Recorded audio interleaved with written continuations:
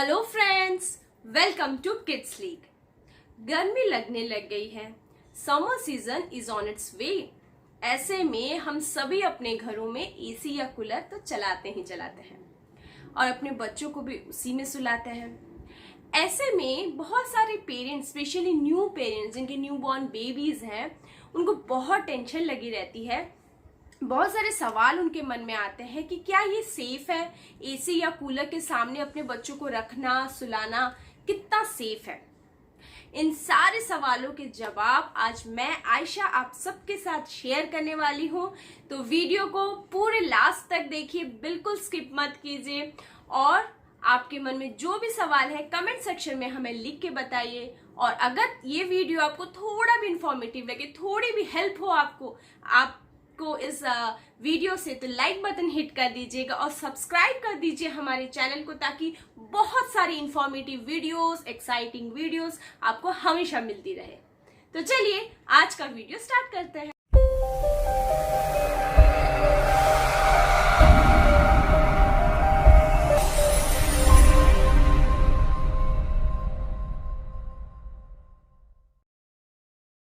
आज का जो हमारा क्वेश्चन है कि क्या एसी या कूलर में बेबीज को रखना सेफ है, तो उसका आंसर है यस।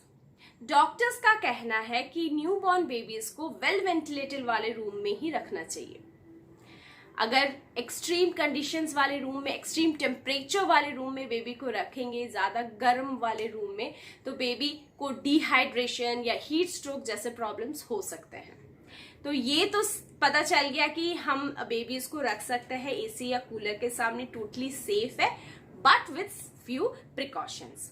फर्स्ट प्रिकॉशन है आइडियल रूम टेम्परेचर मेंटेन करना। डिपेंडिंग अपन कि आपके बाहर का क्लाइमेट क्या है, आपको घर के अंदर रूम टेम्परेचर को आइडियल रूम टेम्परेचर में कन्वर्ट करना पड़ेगा। 23 डिग्री सेल्सियस से लेकर 27 डिग्री सेल्सियस को आइडियल रूम टेम्परेचर का रेंज माना जाता है। एसी में तो हम आराम से टेम्परेचर को रेगुलेट कर सकते हैं, एडजस्ट कर सकते हैं, पर कूलर के टाइम, कूलर अगर घर पे है तो हमें ये ध्यान रखना है कि घर में वेल वेंटिलेटेड हो घर, थोड़ा सा जो भी डोर है ऑपोजिट साइड में हो या फ्रंट वाले साइड में, जहां भी आप कूलर रख रहे हैं वो उस रूम में थोड़ा सा स्लाइटली एक कोई भी डोर या विंडो स्लाइटली ओपन रखिए, ताकि एयर वेंटिलेशन प्रॉपरली हो जाए। और कूलर में हम एडजस्ट कर सकते हैं कूलर की स्पीड को, फैन को, उसको हम एडजस्ट कर सकते हैं फास्ट या स्लो करके। क्या होता है, एक्सट्रीम टेम्परेचर्स में बेबी रेस्टलेस फील करते हैं, अनकंफर्टेबल फील करते हैं, जो हम बिल्कुल नहीं चाहते। सेकेंड प्रिकॉशन है बेबी को प्रॉपरली ड्रेसअप कराना। जब भी हम बेबी को सुलाते हैं ड्यूरिंग नाइट टाइम या ड्यूरिंग एनी नैप टाइम्स में, हमें ये ध्यान रखना है कि baby completely dressed up, properly dressed up हो। अगर न्यू बॉर्न बेबीज है तो आप वनसीज यूज कर सकते हैं, जिससे कि पूरा उसका बॉडी जो है प्रॉपरली कवर्ड रहेगा। उसके ऊपर आप स्लाइटली एक लाइट ब्लैंकेट बेबी को दे सकते हैं, जो कि एल्बो तक, उस ब्लैंकेट को एल्बो तक ही रखिए। In case of new toddlers क्या कर सकते हैं, जो मैं अपनी बेबी के साथ करती हूँ अभी, मैं उसे नाइट शूट्स में रखती हूँ। फुल नाइट मतलब फुल हैंड लॉन्ग स्लीव्स और फुल पैंट्स वाले नाइट शूट्स पहनाती हूँ, और अंदर एक इनर वेस्ट पहना के एंड देन नाइट शूट्स पहनाती हूँ, जिससे क्या है पूरा बॉडी उसका कवर हो गया। क्योंकि टॉडलर्स जनरली क्या होते हैं, ये लोग ब्लैंकेट या शीट्स कुछ भी नहीं रखते हैं अपने ऊपर, तो रात को भी बारी बारी उनके ऊपर देना पड़ता है। तो इन दैट केस ऑल्सो पूरा फुल्ली ड्रेस्ड रहे तो थोड़ा सा हमें तसल्ली रहती है कि हाँ वो पूरा कवर्ड है, तो ठंड उन्हें डायरेक्टली नहीं लग रही है। तो प्रॉपरली ड्रेसअप कराना, जिससे पूरे पार्ट्स उनके बॉडी पार्ट्स कवर रहें। और लेयरिंग ऑफ क्लोथ्स भी कर सकते हैं। अंदर एक, जैसे मैंने बोला कि एक इनर वेस्ट पहना दीजिए, जिससे कि उनका चेस्ट जो है कवर्ड रहे, और फिर ऊपर में वनसीज अगर बेबीज को पहनाते हैं तो फुल्ली उनका सब कुछ कवर्ड हो जाएगा। थर्ड प्रिकॉशन है direct cold blast of air को अवॉइड करना।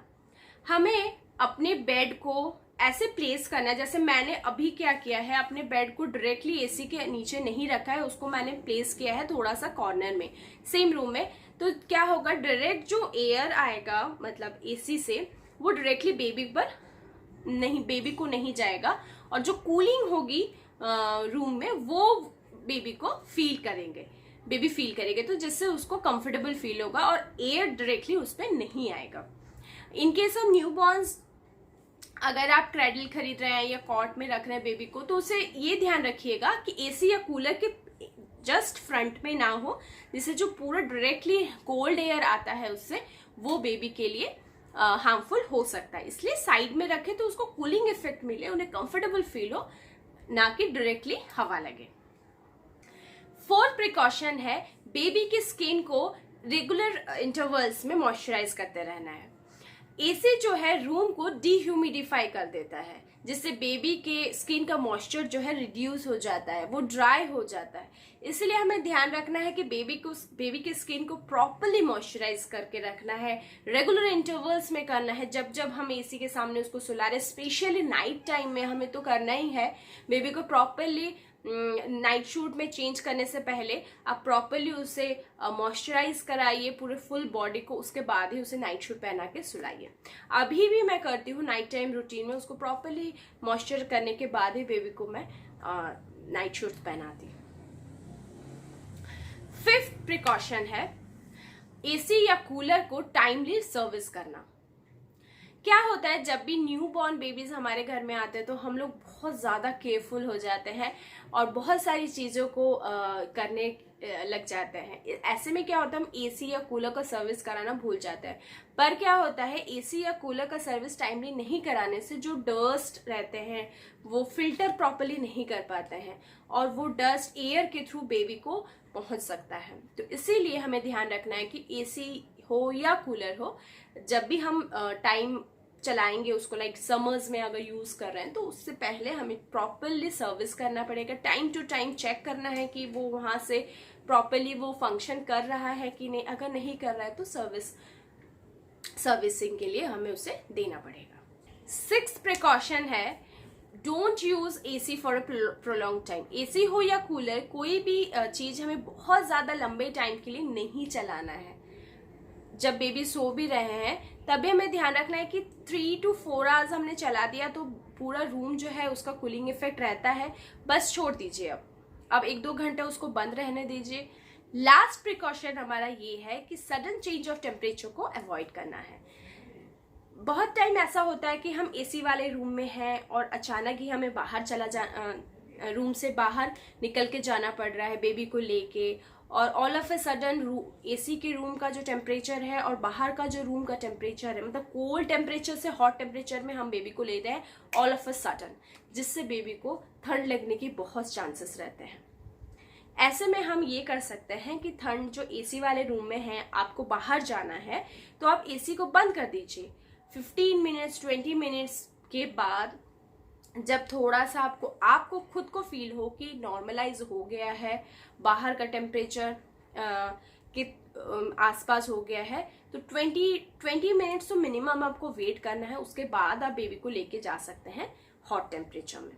सिमिलरली जब हॉट टेम्परेचर से भी कोल्ड टेम्परेचर में आ रहे हैं एसी वाले रूम में, जब आपको बेबी को ला रहे हैं रात के टाइम में, तो आप वो भी ध्यान रखना पड़ेगा। ऑल ऑफ ए सडन आपको नहीं आना है। हॉट टेम्परेचर से आ रहे हैं तो आप नॉर्मल रूम में बैठिए, कुछ टाइम बैठिए, आधा घंटा बैठ लिया, उसके बाद आप धीरे धीरे एसी को ऑन कीजिए और फिर जो एसी कूलिंग प्रोसेस उसका करेगा उसको बेबी के लिए ओके है, मीन्स कंफर्टेबल फील कर। सिमिलरली जब हम कार में ट्रैवल करते हैं तो इसमें भी हमें जो सडन टेम्परेचर का चेंज हो रहा है ना, उसको कार ट्रैवल में भी हमें ध्यान रखना है। जब कार जो है बंद रहता है, like when you are going out for a ride, तो पहले हमें कार जो है उसके विंडोज को ओपन कर देने हैं प्रॉपरली, और वेल वेंटिलेशन हो जाने के बाद जो गर्म हो गया होगा कार के अंदर, वो एकदम से नॉर्मलाइज हो जाएगा। 15 मिनट्स 20 मिनट्स के बाद हमें बेबी को लाना है, कार के डोर्स क्लोज करने हैं, फिर एसी को चलाना है। तो धीरे धीरे जो कूलिंग होगी वो बेबी के लिए कंफर्टेबल रहेगा। And all of a sudden अगर बेबी को ले आते हैं the hot temperature, that will be very harmful. Similarly जब हम एसी कार में ट्रैवल कर रहे हैं for half an hour 1 hour, उसके बाद आपको सडनली बाहर निकलना पड़ रहा है, तो तब भी हमें ये ध्यान रखना है कि बाहर निकलने से पहले जैसे आपको पता लग गया है कि हम 15 मिनट्स में पहुंचने ही वाले हैं, तो अब तभी एसी को ऑफ कर दीजिए। अंदर के टेम्परेचर को नॉर्मल टेम्परेचर में चेंज होने के लिए दीजिए। 15 मिनट्स के बाद जैसे आपको लग रहा है कि वो जगह चला आया है, देन यू कैन आप बाहर निकल सकते हैं। इससे क्या होगा, जो कूल टेम्परेचर से नॉर्मल टेम्परेचर हो जाएगा तो बेबी को भी कंफर्टेबल होगा। बाहर जैसे वो हॉट टेम्परेचर में जाएगा तो उसको कोई प्रॉब्लम नहीं होगा। तो यही थे कुछ प्रिकॉशंस जो आपको फॉलो करने हैं ताकि आप अपने टॉडलर्स को या न्यू बॉर्न बेबीज को टोटली सेफ रख सकते हैं थ्रू आउट दिस समर। फिर मिलते हैं एक और इंफॉर्मेटिव और एक और एक्साइटिंग वीडियो के साथ। तब तक आप लोग हमारे चैनल को सब्सक्राइब कर दीजिए, वीडियोस पसंद आए तो लाइक कर दीजिए, कमेंट सेक्शन में लिख के बताइए कि आपको और कौन से वीडियोस देखने हैं। चलिए फिर मिलते हैं नेक्स्ट वीडियो में, तब तक के लिए bye bye, be safe, be happy, bye bye.